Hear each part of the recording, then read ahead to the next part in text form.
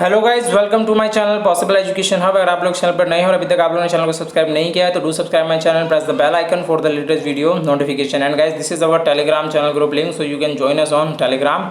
So guys, before starting today's video, these are my credentials. My name is Ashiq Hussain. I'm a CHAC expert. I have done my MSc in chemistry and B.Ed. Apart from it, I have qualified all these exams and I have got 7 years teaching experience. So it was all about me. So guys, आज की जो हमारी video है उसमें हम लोग discuss करने वाले हैं छत्तीसगढ़ राज्य में स्थापित एकलव्य आदर्श आवासीय विद्यालयों में अतिथि शिक्षकों की पोस्ट आई हुई है। तो आप लोग इसमें जो इच्छुक अभ्यर्थी हैं, जो लोग चाहें इस चीज़ के लिए क्या कर सकते हैं, अप्लाई कर सकते हैं। चलिए बात कर लेते हैं इसके नोटिफिकेशन की। तो ये नोटिफिकेशन जारी हुआ था 21/9/2020 को और आप लोग इसकी इस फॉर्म की जो अंतिम तिथि है वो 7/10/2020 है प्रतिनियुक्त अभ्यर्थियों के लिए, और जो फ्रेश कैंडिडेट्स हैं उनके लिए 14/10/2020 मतलब कर सकते हैं। बात कर लेते हैं प्रतिनियुक्ति। तो प्रतिनियुक्त का मतलब क्या होता है गाइस, ये जो होते हैं हमारे जो इनके ही डिपार्टमेंट के जो लोग होते हैं जो यहाँ इनमें क्या करना चाहते हैं, वर्क करना चाहते हैं, काम करना चाहते हैं इन पोस्ट पे, वो लोग इसके लिए काम कर सकते हैं। तो वो प्रतिनियुक्त हो गए, मतलब इनके ही डिपार्टमेंट के हो गई चीज़ें।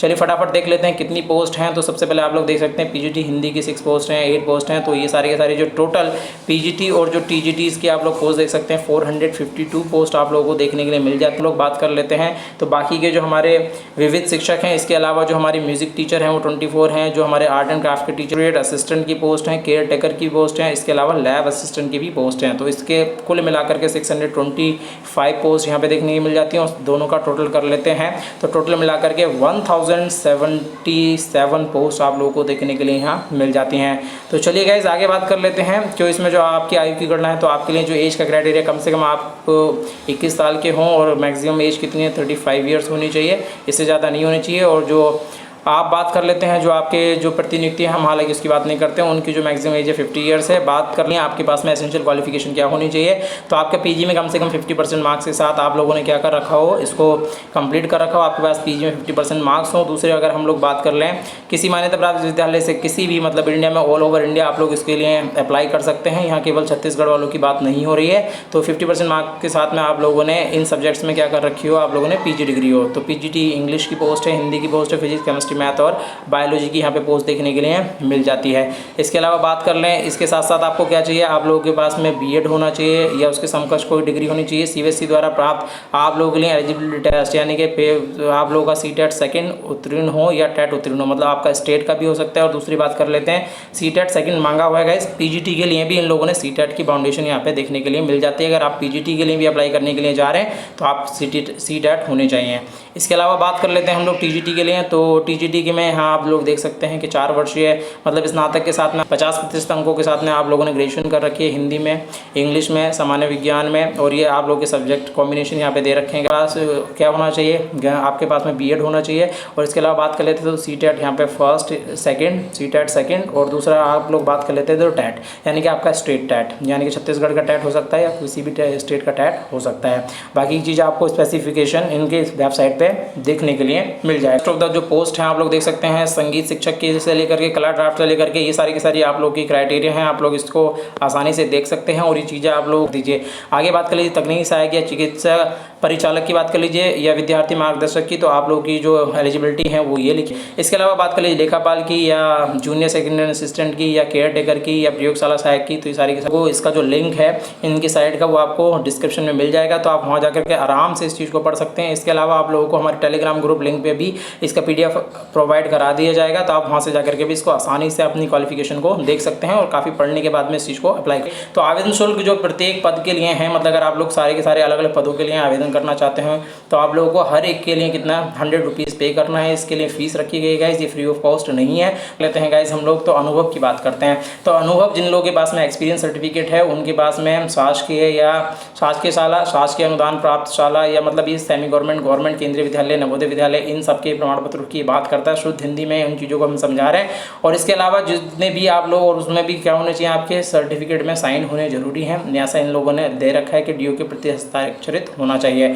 योग्यता की बात कर लीजिए तो योग्यता पीजीटी के लिए गाइस फटाफट जरा ध्यान से देखिएगा कि अगर आपके पास में अनिवार्य योग्यता पूर्ण है, मतलब आपके पास में जितनी भी चीज़ें एसेंशियल क्वालिफिकेशन है, तब तो आपकी जो स्केल हो जाएगी पीजीटी के लिए 47,600 आपको पे किया जाएगा। लेकिन ऐसे जो लोग हैं जिनके पास में क्या नहीं है, जो इनकी अनिवार्य जो शर्तें हैं उसको पूरा नहीं करते हैं, अगर वो लोग यहाँ पे सिलेक्टेड हो जाते हैं तो उनको 33,320 मतलब उनको जो वेतन मिलेगा वो क्या मिलेगा, कम मिलेगा। मतलब यहाँ वो लोग भी अप्लाई कर सकते हैं जिनके पास में ये क्वालिफिकेशन है, और अगर ये क्वालिफिकेशन जो अभी ऊपर बताई गई हैं अगर वो नहीं भी हैं तब भी आप इसके लिए अप्लाई कर सकते हैं।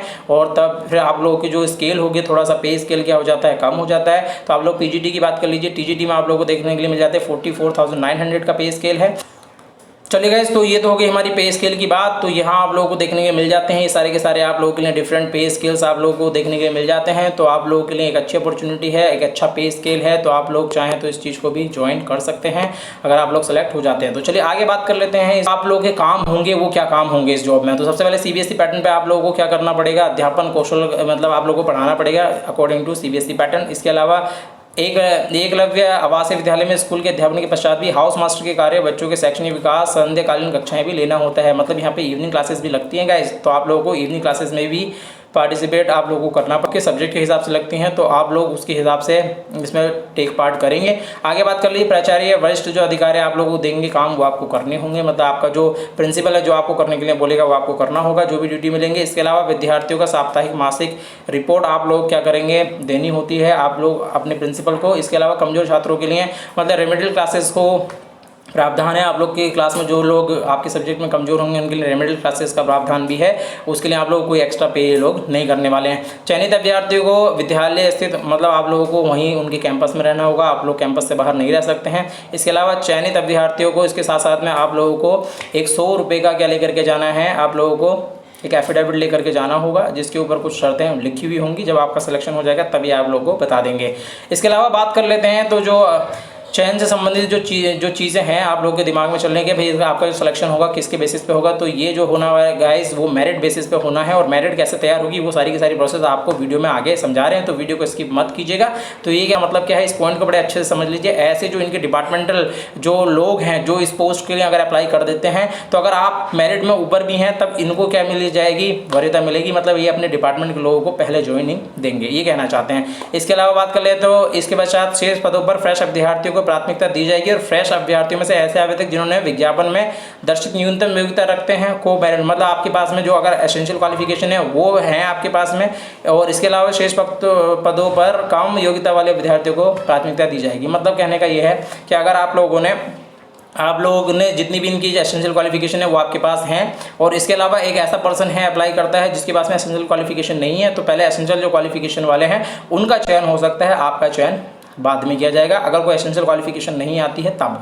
इसके अलावा बात कर लें ये चयन केवल शैक्षणिक सत्र मतलब 2020 और 21 में है, मतलब अप्रैल 2021 तक, और जब तक इनके बोर्ड के एग्जाम नहीं हो जाते हैं तब तक ही है। उसके अलावा आप लोगों को मतलब इनके लिए रेगुलेशन की ये पोस्ट नहीं है कि आप लोग एक बार चले गए तो उसके बाद में परमानेंट हो गए, ऐसा कुछ भी नहीं है। केवल कब तक है, अप्रैल 2021 तक है, और जब तक के बोर्ड के एग्जाम नहीं हो जाते और मूल्यांकन नहीं आ जाता तब तक। इसके अलावा बात कर लेते हैं चयनित शिक्षक की सेवाएं किसी भी समय बिना किसी सूचना के समाप्त की जा सकती हैं। ये पॉइंट जरा ध्यान से समझ लीजिएगा इसके। अगर आप लोग इसको ज्वाइन करने के लिए जा रहे हैं तो अगर आपका चयन हो भी चुका है तो ये बिना किसी पूर्व सूचना के समाप्त कर सकते हैं। मतलब आपका टर्मिनेशन कभी भी हो सकता है, केवल ऑनलाइन ही इसके लिए फॉर्म फिल कर सकते हैं। आगे बात कर लेते हैं चयन करने से पहले आपका क्या किया जाएगा गाइस, पूरा मेडिकल चेकअप किया जाएगा और आपको फिटनेस प्रमाण पत्र देना होगा।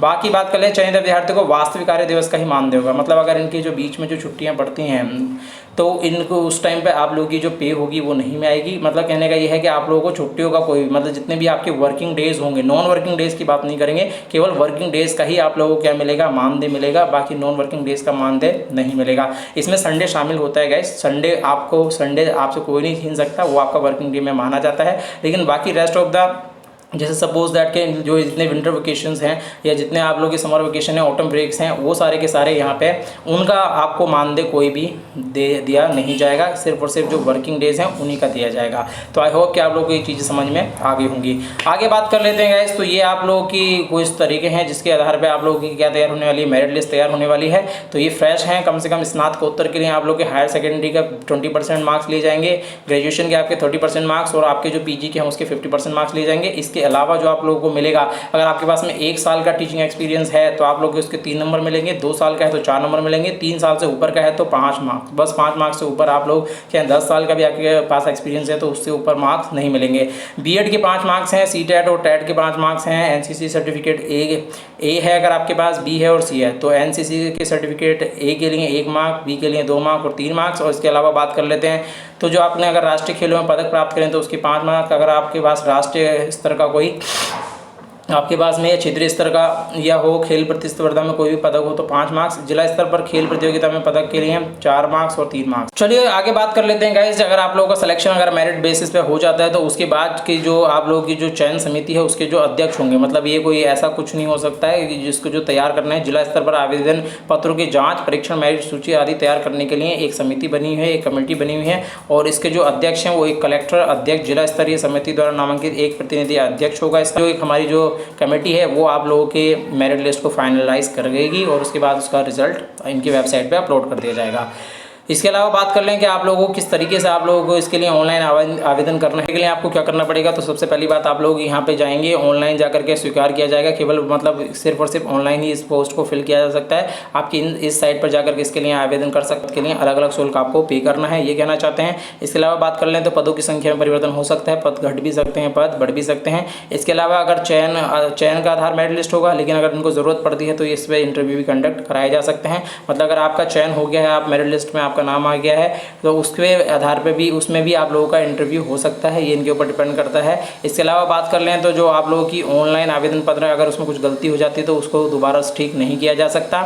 इसके अलावा उसको क्या कर दिया जाएगा, निरस्त कर दिया जाएगा और एक बार ऑनलाइन आवेदन किए जाने के बाद इसमें कोई संशोधन नहीं होगा। और जितने भी आप लोगों ने ऑनलाइन आप लोगों ने जितने भी डॉक्यूमेंट्स उसमें फिल किए हैं वो सारे के सारे आपको काउंसलिंग के टाइम पे ओरिजिनली दिखाने होंगे। और बाकी की जो गाइड्स हैं ये सारी की सारी आप लोगों ने गाइडलाइंस हैं तो आप लोग इसको पढ़ लीजिएगा और फॉर्म को फिल करने से पहले इसको एक बार अच्छे से पढ़िए और उसके बाद में फॉर्म को फिल कर लीजिएगा।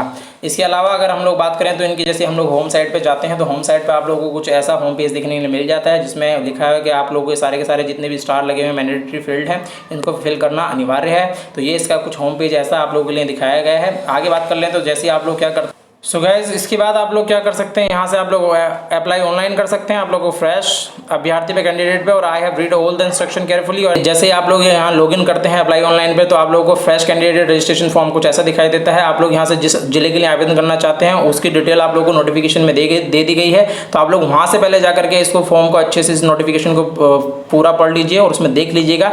और उसके बाद आप लोग जिस डिस्ट्रिक्ट का चाहें उसका क्या कर सकते हैं, चयन कर सकते हैं। जिसमें ज़्यादा नंबर ऑफ पोस्ट हों आप लोग उसके लिए मतलब आपके अपने सूटेबिलिटी के हिसाब से उसको फॉर्म को फिल कीजिएगा। और अगर फिर भी आप लोगों को कोई परेशानी कोई दिक्कत का सामना करना पड़ता है इस फॉर्म को फिल करने में तो जैसे ही आप लोगों की डिमांड रहेगी उसके आधार पे हम लोग आपकी हेल्प करने के लिए तैयार हैं और उसके लिए अलग से सेपरेट वीडियो बना देंगे। तो चलिए इसके अलावा बात कर लें तो आप लोगों की जो डेट्स हैं उनको ध्यान से देख लेते हैं। तो ये 22 तारीख से शुरू हो चुके हैं और आप लोगों को 14/10/2020 तक का वक्त है आप लोगों के पास में। इसको आप लोग क्या कर सकते हैं, ऑनलाइन फॉर्म फिल कर सकते हैं। बात कर लें आप लोगों के सर्टिफिकेट्स की जो आप लोगों को काउंसलिंग के टाइम पे लेके जाने हैं तो आपके जितने भी डॉक्यूमेंट्स आपके पास हैं वो जितने भी मेडल से लेकर के जितने भी आपके पास डॉक्यूमेंट्स हैं आज दिन तक वो सारे लेके जाने हैं। लास्ट बात कर लें तो जब आप लोग इसका ऑनलाइन ट्रांजेक्शन करेंगे 100 रुपीज़ का तो आप लोगों को एक क्या आएगी, स्लिप आएगी जनरेट होगी, उसको आप लोगों को सेव करना है और उसकी प्रिंट आउट लेकर के जानी है कि हाँ आप लोगों ने 100 रुपये का भुगतान किया हुआ है। आगे बात कर लेते हैं गाइस। तो चलिए गाइस इस वीडियो में फिलहाल इतना ही और आई होप कि आप लोगों को अच्छे से चीज़ें समझ में आ गई होंगी और आप लोग इस पोस्ट के लिए अपने हिसाब से अपने फील्ड ऑफ इंटरेस्ट के हिसाब से इसको अप्लाई कर सकते हैं। और चलिए गाइस अगर वीडियो आपको पसंद आई है तो वीडियो को लाइक नहीं किया अभी तक तो वीडियो को लाइक कर दीजिए, वीडियो को शेयर नहीं किया तो वीडियो को शेयर कर दीजिए और अगर चैनल को सब्सक्राइब नहीं किया है तो चैनल को सब्सक्राइब कर दीजिए। कि आई होप कि आप लोगों को काफ़ी डिटेल में काफ़ी अच्छे से चीज़ें समझ में आ गई होंगी। फिर भी अगर आपके दिमाग में कोई डाउट है, कुछ क्वेरीज हैं तो आप लोग हमें कमेंट कर सकते हैं और जुड़े रहिए हमारे साथ। चलिए मिलते हैं आप लोगों से अगली वीडियो में, तब तक आप अपना और अपना ख्याल रखेंगे। जय हिंद, जय भारत।